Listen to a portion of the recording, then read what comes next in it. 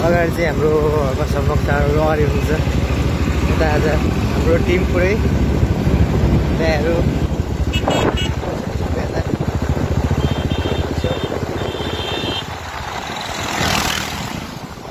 घरको संसार चाहिँ अगाडि हुन्छ। यता घरको संसार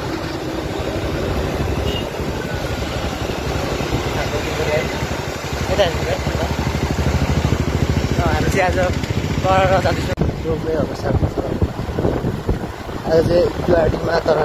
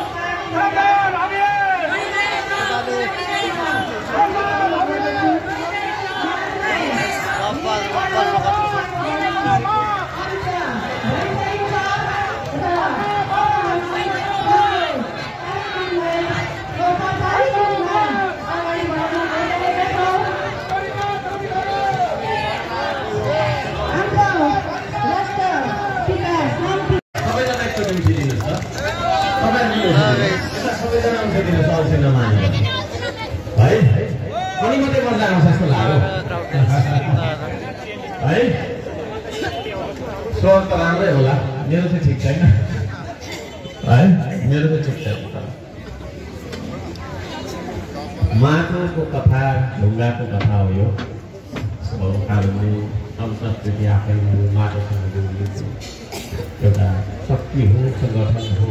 उपमहानगरपालिका 19 र 20 संयुक्तका अध्यक्ष तथा इटरी उपमहानगरपालिका वडा नम्बर 19 का वडा जनप्रतिनिधि श्री इन्दिरा राईज्यूलाई पनि म आसन ग्रहणको लागि हार्दिक अनुरोध गर्दछु।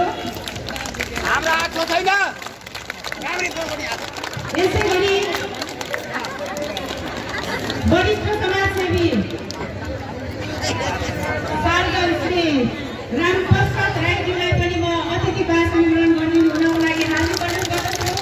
श्री रामप्रसाद राईज्यू उहाँलाई म स्टेजमै आसन ग्रहणको लागि हार्दिक निमन्त्रणा गर्दछु।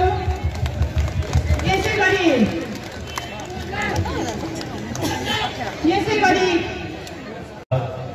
सबै कमान तपाईँको चाहिँ पसिना बगाएर खानुपर्छ भन्ने विश्वास राख्ने मै जस्ता महानुभावहरू सबैजनालाई मुक्त सेवा गर्न चाहन्छु। नमस्कार, जय श्रीराम। अलिक फरक खालको हाम्रो सबै कुरा फरक खालको छ, हामी मान्छे हेर्दा फरक खालको छौँ। त्यसले गर्दाखेरि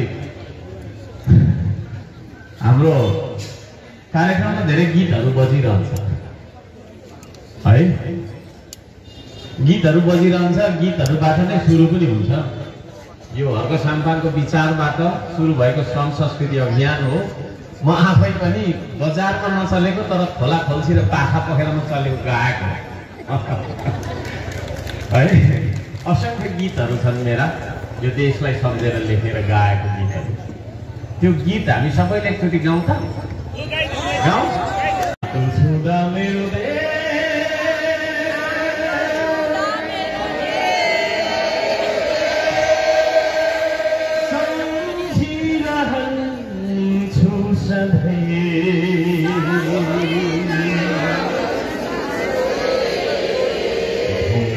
छुँदा मेरो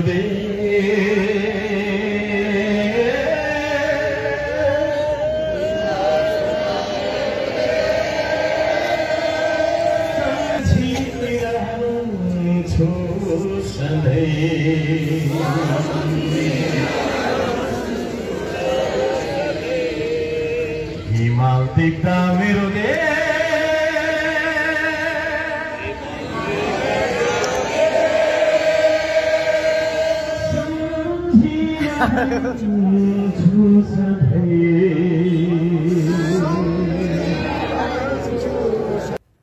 बालनलाई किन साथै लिएर नहिँडेको, रवि लामिछानेसँग किन सहकार्य नगरेको, कुलमानसँग किन सहकार्य नगरेको भन्ने पनि छ बजारमा, छैन?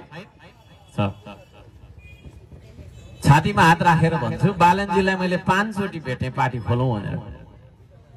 झुटो बोल्दैन अर्को सामने, रुखो चाहिँ बोल्छु तर झुटो चाहिँ बोल्छु। मैले बोलेको कुराले हैन मान्छेलाई घोच्न सक्छ त्यसरी काँडाले जतिको तिखो तिखो हुन्छ वचन, तर झुटो बोल्दै। पछिल्लो जेनजीको आन्दोलन पछाडि त तपाईको छैन धेरै पर हामी पुग्यौं। उहाँ अर्कै टाइपको हुनुहुँदो रहेछ हैन, भित्र भित्र बस्ने। म सबै पारदर्शी छु। रवि लामिछानेको बारेमा कुरा गर्नुपर्छ होला।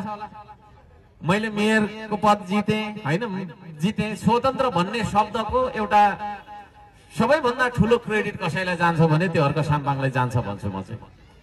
किनभने स्वतन्त्र अभियन्ताको रूपमा मैले धेरै धेरै लामो समयसम्म स्वतन्त्र अभियान चलाएर आएँ। आइसकेपछि अन्तिम समयमा 2 चोटि धरानमा मैले चुनाव लडेको छु। 76 सालमा पानीको बोतल लिएर लड्दाखेरि 422 मात्रै मत आयो हैन। तर 79 सालमा चाहिँ मैले तपाईको छैन काम गर्ने मौका पाएँ, पहिलो मत लिएँ। यो चीज छ। अब त्यतिखेर चाहिँ उहाँ आफै आउनुभयो। हर्क साम्पाङ चाहिँ मेरो तपाईको छैन हैन गुरु मान्छु म पनि भन्नुभयो, थुप्रो भन्नुभयो। तर पछिल्लो समयमा अब उहाँ अहिले कस्टडीमा हुनुहुन्छ हैन, पूर्वपक्षमा हुनुहुन्छ सायद, मलाई जहाँसम्म लाग्छ। पछिल्लो समयमा उहाँहरूले के कन्क्लुजन निकाल्नु भएछ भने हर्क साम्पाङलाई डाउन नगरी रासपा माथि जान सक्दैन भन्ने निष्कर्ष उहाँहरूको भएछ। हाम्रा अभियन्ताहरूलाई तपाईको छैन पक्रिँदै थुन्ने काम गर्नुभयो। रविजी गृहमन्त्री हुनुहुन्थ्यो, त्यहाँदेखिको मन दुःख भयो। मैले आज सार्वजनिक रूपमा भने है, मैले तपाईलाई सहयोग गर्छु भने तपाईले मलाई सहयोग गर्नुपर्छ हैन। हामी शुद्ध मनले राजनीति गर्छौं, बुद्ध मनले राजनीति गर्छौं। बुद्ध मनले राजनीति हुँदैन, यो त काटा मारको खेल हो, फोरी खेल हो भन्नुहुन्छ। हुन्छ भने हुन्छ, हुँदैन भने हुँदैन। तर हामी बुद्ध मनले नै राजनीति गर्छौं। कोही कसैलाई तपाईको छैन काटेर मारेर हामी राजनीति गर्दैनौं। हामी एउटा संस्कृति फैलाउन चाहिरहेका छौं। तपाईले खाँदै गरेको खाना मैले खोसाएर खानुलाई राजनीति भन्दिन म, तर उत्पादन बढाएर तपाईले पनि खानुहोस् पेटभर, म पनि पेटभर खान्छु। अलिकति छ भने आधी आधी बाँडेर खाऊ भन्ने संस्कार हो हाम्रो। त्यसो भएको कारणले गर्दाखेरि रविजीसँग हाम्रो चाहिँ सहकार्य हुने सम्भावना भएन है। धेरै तपाईको छैन कुराहरू टाढा टाढा टाढा टाढा हुँदै गयो। अब कुलमानजीमा आउँ अलिकति। उहाँले पनि एउटा पार्टी खोल्नु पर्यो भन्ने आयो। कुलमानसँग चाहिँ किन नमिलेको त भन्नेमा आयो। उहाँसँग पनि मैले 2 चोटि चाहिँ भेटेको छु। त्यतिखेर पछि विचार गरौँला न भन्नुभयो। अस्ति जेनजीको आन्दोलनमा पनि हैन, त्यतिखेर पनि भेट भयो। त्यहाँनिर चाहिँ साथीभाइले ल भेटौँ भनेर भेट भयो। उहाँकै घरमा गएर भेट भयो। अब यस्तो छ अवस्था, सरकारमा म त जाँदिनँ भनेर भन्नुभयो। भने तपाईँको चाहिँ नि 24 घण्टा नभइकन शपथ गर्नुभयो है। शुद्ध मनले बोल्नुपर्छ, साँचो कुरा बोल्नुपर्छ है। कुरा त्यो हो। र अहिले चाहिँ नि उहाँले अब एउटा नयाँ दल खोल्नु पर्यो भन्ने छ। शुभकामना छ उहाँहरूलाई पनि, केही छैन।